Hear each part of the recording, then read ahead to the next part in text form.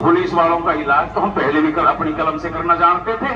जिस थान की नंबर की मोटरसाइकिल अगर पुढ़ाना के अंदर आ गई ना, तो शायद 90 में से कोई एक आधी वापस जाती होगी। इन हरामजादों ने ये धंधा उठा रखा है, और खास तौर पे जो ये होमगार्ड बड़े बैठे हैं, ये मुखबरी का काम कर रहे हैं और अच्छे इज्जतदार लोगों को थाने में बिठाना का काम कर रहे हैं। आप इंशाअल्लाह इत्मीनान रखिए, अगले एक हफ्ते के अंदर जो यहाँ 3 महीने से पुराना कर्मचारी है ना पुलिस का, एक भी आपको यहाँ पुराना नहीं मिलेगा। हमें कोई शौक नहीं है कि किसी भी अफसर को उठा के बाहर फेंक दें, तो हमने ज्यादातर अफसरों को ऑफिस में बुलाकर उनसे सीधी बात कही। कल को हम सत्ता में नहीं थे, तुम हमारा फोन भी नहीं उठाया करते थे। इस कार्यक्रम की, इस मीटिंग के मौजू की बात है, मकसद की बात है।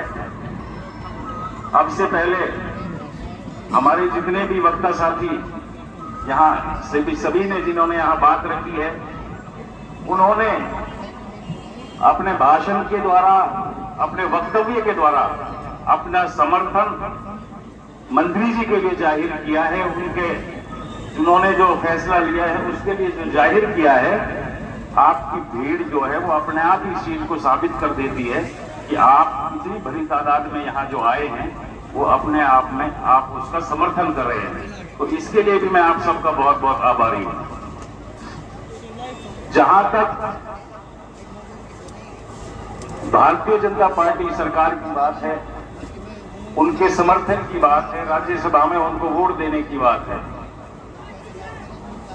आज से पहले जब कांग्रेस के विधायक की हैसियत से माननीय मंत्री जी जब भी मुख्यमंत्री जी से मिला करते थे, खट्टर साहब से मिला करते थे, वो हमेशा अपने दिल की बात, जो मेवात के लिए उनका लगाव था, जो मेवात के लिए उनका समर्पण था और मेवात के लिए जो कुछ वो करना चाहते थे, वो हमेशा एक बात कहा करते थे कि मेवात हमें मौका नहीं देता, वरना हम चाहते कि हम मेवात को बहुत आगे लेके जाएं।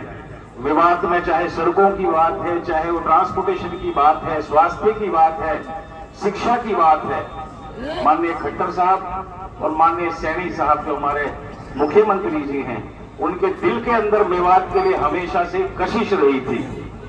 लेकिन आप सारे जानते हैं कि भाई हमने उनको वोट नहीं दिया था, आपने, हमने, सबने कांग्रेस को वोट दिया था। तो जब आदमी किसी को वोट नहीं देता ना, तो उनसे दिल से मांग भी नहीं सकता। तो हमारे दिल में भी एक तड़प थी कि जहां खट्टर साहब चाहते हैं, जहां सैनी साहब चाहते हैं, तो भाई हम भी जो है उनके लिए कुछ करें।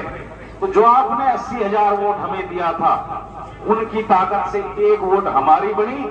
और जब राज्यसभा का मौका आया, हमने खट्टर साहब को कहा कि वो 80,000 की जगह चौधरी साहब हम आज को अब एक वोट दे रहे हैं, और आप अब हम सबकी तरफ से जितने हमारे इलाके के लोग हैं, आज हम सबका साझा आपकी सरकार में कर रहे हैं। आज के बाद आपका मामला होगा कि भाई आप हमारे साथ कैसा बर्ताव करें। तो हमने राज्यसभा में आप लोगों की जो एक वोट की ताकत हमें मिली थी, हमने सरकार को समर्थन दिया।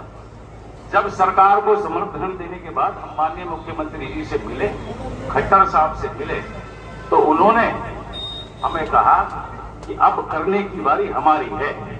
अब आप जो है इलाके में जाइए, वहां लोगों से बात कीजिए, उनकी जो समस्याएं हैं उनसे हमें अवगत कराएं। उसके बाद हम वहां आएंगे और मेवात के लिए, तो इसलिए आज इस मीटिंग का आयोजन किया गया है। आप सारे के सारे जो है पुराना विधानसभा के हर गांव से आप यहाँ सैकड़ों की तादाद में आए हुए हैं। मैं आप सभी से निवेदन करूंगा कि आपके चाहे पंचायत का मामला हो, सड़कों का मामला हो, स्वास्थ्य का मामला हो, बिजली का मामला हो, पानी का मामला हो, अगले 2-3 दिन तक के अंदर आप हमें अपनी समस्याओं से अवगत करा दें।